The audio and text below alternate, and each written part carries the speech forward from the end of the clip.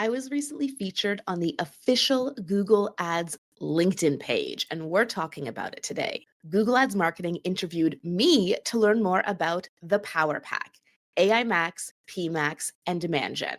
They wanted to use my expertise as a Google Ads coach to help educate and inform their audience about AI features in Google Ads. Today, we're going to be walking through this post together so I can share more detailed, in depth information with you about how you can potentially use the Power Pack or not use the Power Pack as part of your Google Ads strategy. I am the only Google Ads coach to ever be featured by Google like this, so it's pretty exciting.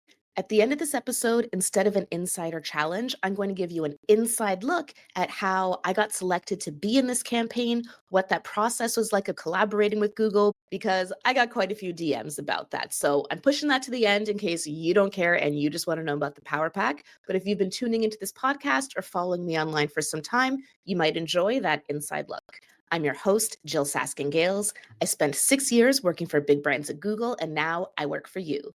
This is Inside Google Ads, episode 91, The Power Pack. One of the key themes that you need to keep in mind when working with Google Ads today is that Google Ads is no longer a game of controlling, it's a game of guiding. What I said in relation to Performance Max specifically is, while we may not be able to directly control the way we used to, you're now guiding your campaigns, focusing on the outcomes via your conversion tracking and your bid strategy, rather than what we all used to do, which was focusing on inputs. If you've been following this podcast for some time, you've definitely heard me say that before. But this is a really key point that, for some reason, tends to rub a lot of Google Ads practitioners the wrong way. And it shouldn't. Change is the only constant. We know that in Google Ads. The analogy I like to use is that managing Google Ads is like parenting. We were all used to the era of parenting a baby. And with the baby, you do get to control a lot. Not everything, mind you, okay? I'm the parent of two, I know. But you can control when the baby eats and when the baby sleeps and what they wear and what activities they do. And the baby is just like this blob that's going to follow along with you. The baby can cry sometimes or be upset sometimes or get up in the middle of the night when you don't want them to get up in the middle of the night. But at the end of the day, you are completely controlling the environment. If you don't want your baby to eat something, they're just not going to be able to eat it. If you don't want them to wear something, they're just not going to be able to wear it. Now, just like my children are growing and evolving, Google Ads is also growing and evolving. And now Google Ads is like a teenager. Try as you might, you cannot control what your teenager eats because they're not with you all the time. And try as you might, you cannot control what your teenager wears because even if you force them to wear something, the minute they walk out that door, you know they're rolling up that skirt or taking off that sweatshirt or whatever the heck teenagers are doing these days. What you can do as a parent, though, is try to guide your teenager. Sit them down to have those important conversations about your values and what you think their values should be, how to navigate difficult situations, what to do if they get into trouble. And then it's up to that teenager to go out into the world to use some of what they've learned, but also to make some of their own mistakes. For example, when I was a teenager, I went on this school trip to Japan. Amazing opportunity for a teenager. And a bunch of friends and I went out drinking one night. And then we came back and a bunch of us threw up because we didn't know about drinking. And not surprisingly, we all got caught by our teachers. We all got suspended. There were huge consequences. In the life of teenage Jyll, getting suspended in Japan was like the worst thing that could ever possibly happen. And honestly, that's what it feels like when you launch a Performance Max campaign. You've set it up what you think is the right way you need for your business, and then it goes and spends all your money on the display network. Or you check the search term report and it's all brand terms, which is not what you wanted. It's not doing what you want it to do. Now, here's where most Google Ads practitioners go wrong. They say, oh, it's not working, cut it off. And to be honest, when I came home from Japan, I was really scared at how my parents were going to react. Well, they were absolutely angry. They sat me down. They knew that I felt so horrible about the mistake I made and the consequences that they didn't need to cut me off and send me out into the street to fend for myself. They said, we still love you. We know you're not going to make a mistake like this again. Do better next time. That's what your Performance Max campaigns or your AI power campaigns need. Okay, you made a mistake. Are there additional guide rails we need to put in place? Like maybe you're suspended or grounded or something. Now let's let you go out into the world, learn from just what happened so you won't make that mistake again. You can't control your campaigns anymore. Leave those strategies in the past. The best thing you can do for your Google Ads children, for your campaigns, is to guide them with the right information, conversion tracking, bid strategy, excellent creative, signals, all the things we talk about here. Set them out into the world. When they make mistakes, accept that mistakes happen and keep moving forward rather than punishing them and sending them out into the cold on their own. This is still one of the most common mistakes I see practitioners make with demand gen. As I'm quoted here by Google Ads, demand gen works on a different time horizon than I think a lot of us are used to. The most common mistake I see advertisers make with demand gen is they'll launch it for 2 weeks. They'll say, oh, I didn't get any conversions, and turn it off. To bring this back to our parenting analogy, it's like you give birth and then 2 weeks later, my baby doesn't know how to speak yet. What a freaking idiot. No, it's just learning. It's still taking everything in, testing things out. After a couple months, your baby's going to learn to crawl. They're going to be babbling. Give them some more time. They'll eventually walk, but not before they fall on their face a whole bunch of times first. They're going to say a whole bunch of intelligible nonsense before they say things that remotely sound like words, before they can eventually say things that actually sound like words and then sentences and then expressing their needs. Give your demand gen campaign time to learn, just like we need to give children time to learn. And what do you know, I give very similar advice for AI Max for search campaigns as well. The three main pieces of advice that I gave Google Ads to get started are: first, tell Google what matters most to your business. You do this in 2 ways via, say it with me, your bid strategy and your conversions. Next, make sure you track whatever you can track. Although it could potentially make sense to launch demand gen on a clicks-based objective, if you're running PMax, you must have a conversion objective. And if you're using AI Max for search campaigns, I only recommend doing that on a conversion objective. Your conversion can be a purchase, a form fill, a phone call, an appointment booking, but it must be something valuable to your business so that you're giving that feedback to the campaign so that it can learn. Just like how we talk to babies and sing to babies so that they can absorb and learn language from us, that's what conversion tracking is, providing that data back to your campaign so it can learn from that and then go out on its own and repeat the thing you want it to do. And then tip number 3 to get started with AI Max for search campaigns: give it time. AI needs time to learn from your data to see what works uniquely well for your business. This was the theme of episode 84 of this podcast from September 2025, talking about how the algorithm works. A common misconception people have is, oh, Google's this multi-billion-dollar company. They're a leader in AI. Why do they need time to learn? They should already know what works for my business. Yes, Google does have these very sophisticated algorithms, but algorithms need training data, your data, because what works well for your business is not necessarily what works well for the millions of other advertisers on Google Ads.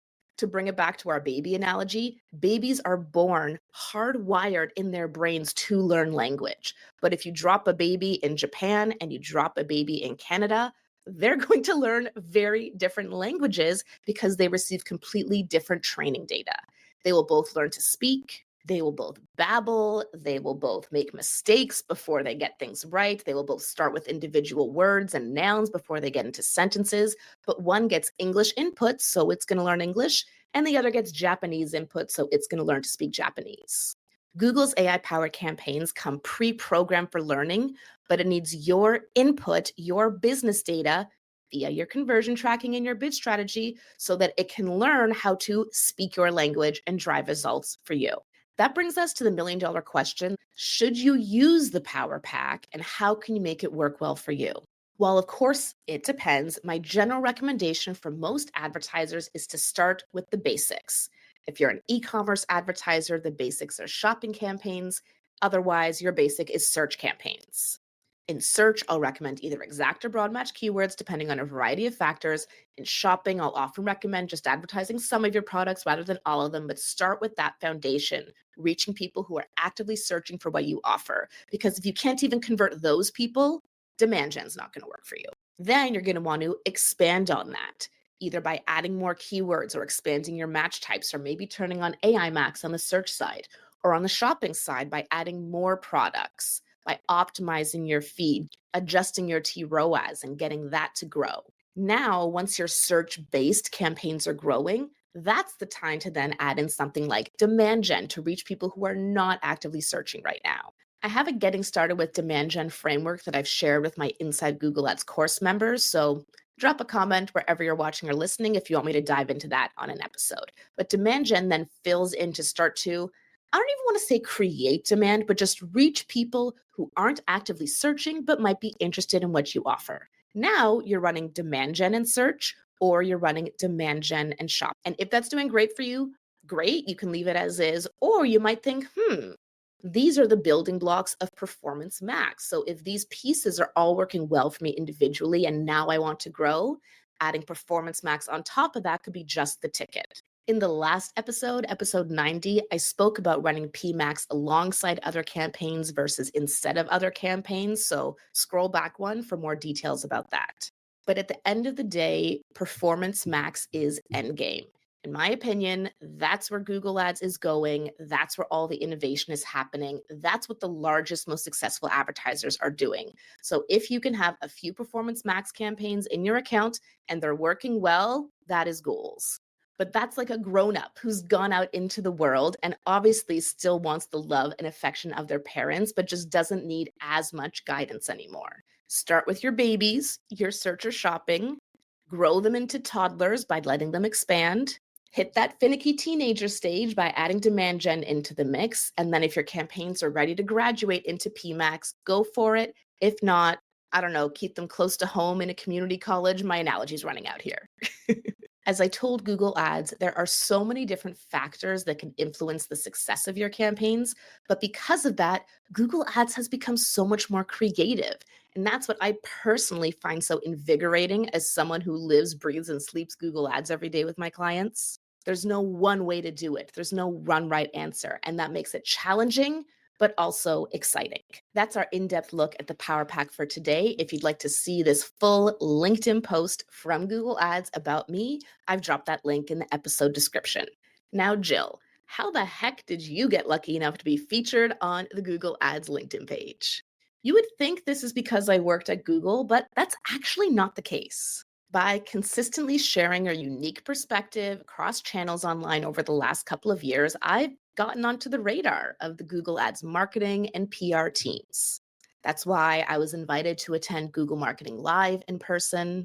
I'm regularly invited to roundtables with product managers to get a sneak peek at new features before they're released. For example, before AI Max for search campaigns was announced in May 2025, a couple days earlier, I was on a Google Meet with a handful of other Google Ads influencers, and we were told what was happening under NDA so that we could ask questions and get ready to share that news with our audience. And so this opportunity here was born out of that. They reached out to me. It's my understanding that there are other people who are going to be featured as part of this campaign as well. And they want to highlight thought leaders and influencers in the space to share their different perspectives on different aspects of Google Ads.